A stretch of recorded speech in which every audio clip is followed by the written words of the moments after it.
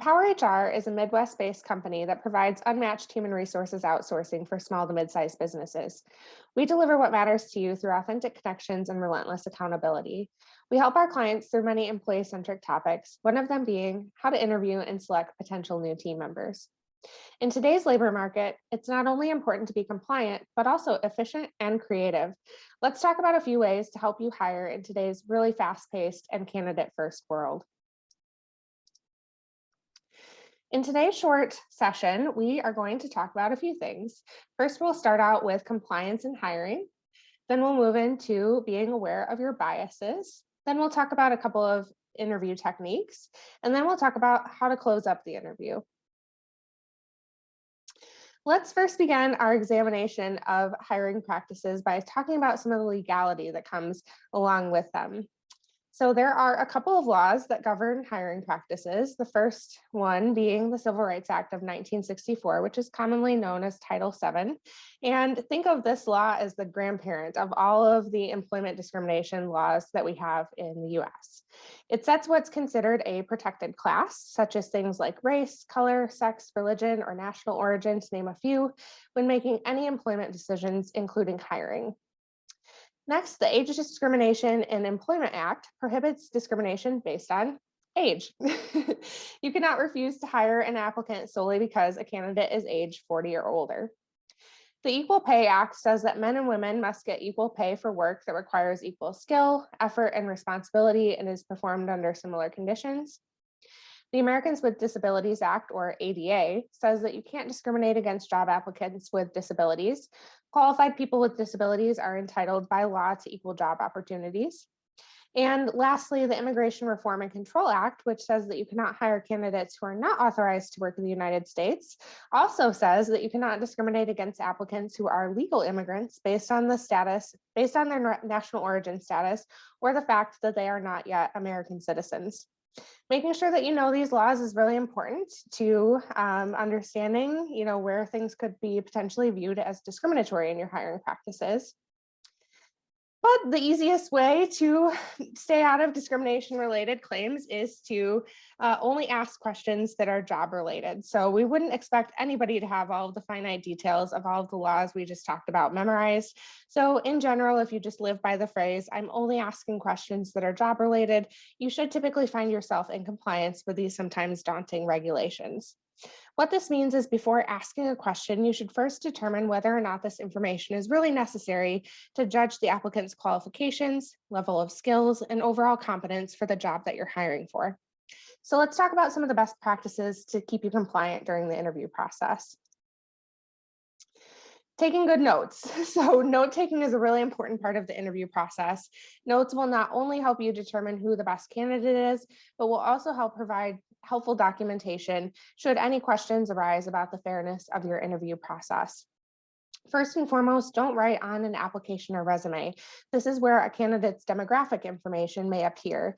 So it's important to keep all information noted on a separate piece of paper, such as an interview guide, as a best practice.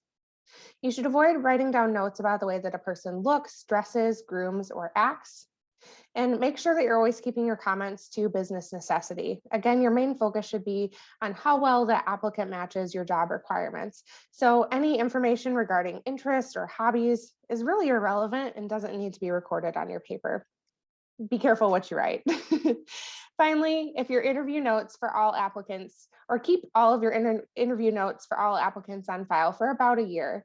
This is important because if you were to find yourself in a discrimination claim situation, your notes could potentially help you defend your hiring decision. One of the best ways we can ensure fairness in hiring is to be aware of our own personal biases and ensure that we're looking at candidates based on the evidence rather than subjective assumptions. We all have biases and we often use our emotions to make decisions. So it takes some real introspection and self-awareness to identify these biases when they come up. Here are a couple of the most prevalent ones that typically arise during the interview process. First is the affinity bias. We all want to work with people who we have things in common with.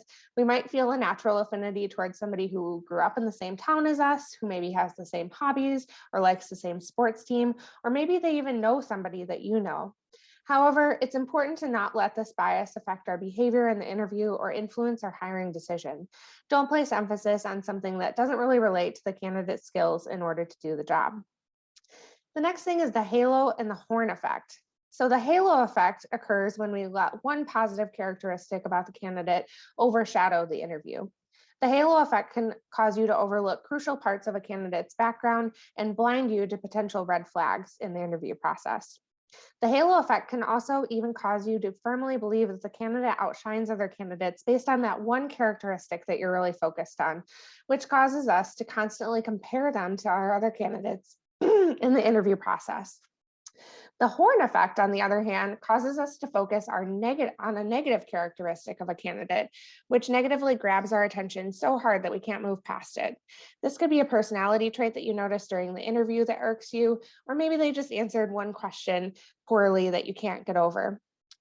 If we believe that a candidate is bad at something that they mentioned in the interview, they might be bad at more than just that. The last bias is the conformity bias. So conformity bias can occur when you allow your decision to be affected by greater group pressure.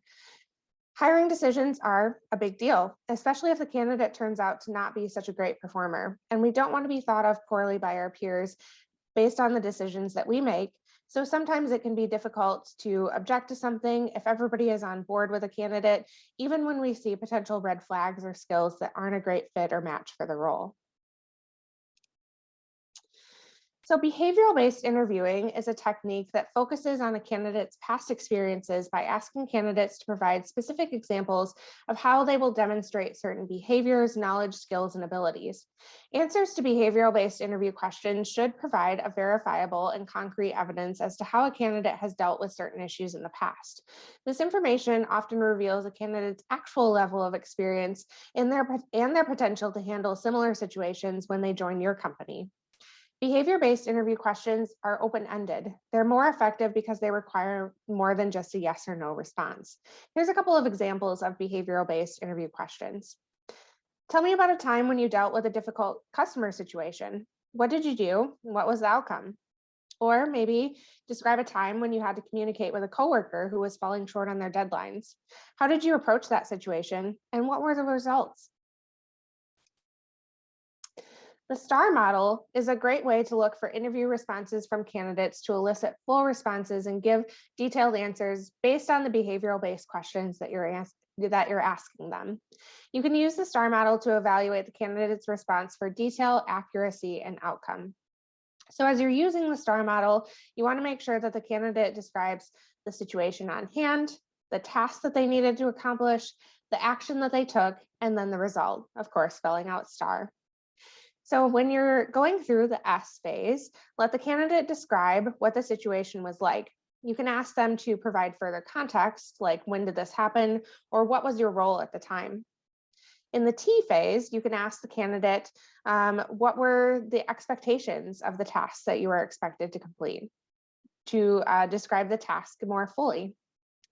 Then the action, what did the candidate actually do? So to ask them more specific actions, what kind of tools did they use to complete their actions? Was there anybody else who was involved potentially? And then results. Make sure to ask them to quantify. What were the potential savings? What was the result to revenue? What sort of recognition did they get for the accomplishment? It's so important to create a positive candidate experience and authentic connection with each candidate, no matter if you choose them or not. Your reputation as a company is predicated on having both a fair and engaging interview process because, well, a candidate can review you on networks like Indeed or Glassdoor, or even talk bad about you on social media. Imagine this, if every candidate walked out of an interview with you thinking, wow, I just had an amazing conversation with everybody that I met, and I'm now even more excited about this role. If I'm fortunate enough to get a job offer, I'm definitely accepting this opportunity. The goal for the interview is to make every candidate want the job because of the culture, values, people, and job responsibilities that you describe to them, not only the pay. In a market that's really competitive, you can also use the interviewing process to sell the candidate on the role by being prepared, telling engaging stories and examples of work to expect in the job, showing passion and energy, being engaging, and showing candidates how the job will benefit them both personally and professionally. And last, how should you wrap up the interview process with each candidate? First, make sure that you're building in enough time for the candidate to ask questions. This is a really important part of them feeling out if you're the right fit for them too. Their final questions can also help you deduct a couple of key takeaways from the interview as well. Next, make sure that every candidate is thanked for their time. The interview experience is an arduous and sometimes really long process for candidates, so be sure to show your respect for the time and energy that they've put in. And then last, be sure to let the candidate know what the next steps are in the interview process. It's key to including timing so that the candidates you are seriously considering providing an offer to, so that they're kept in the loop on how long it's going to take you to get back to them with a final decision. And then once you're ready to make the offer, do it as quickly as possible. Be sure to express how excited you are for the candidate to join the team. In any economy, especially today's, top talent is not on the market for very long. So it's important to keep them engaged not only throughout the whole process, but especially as you're in the home stretch. Keeping up with today's hiring trends can be a daunting task. Are you a growing small to mid-sized business who's struggling with hiring? We can provide you with strategic solutions to help you interview and select candidates both quickly and compliantly. If what you heard today resonates with you, check out our website, send us an email, give us a call, or check us out on social to learn more about how we can support you through all of your talent acquisition needs. Thank you.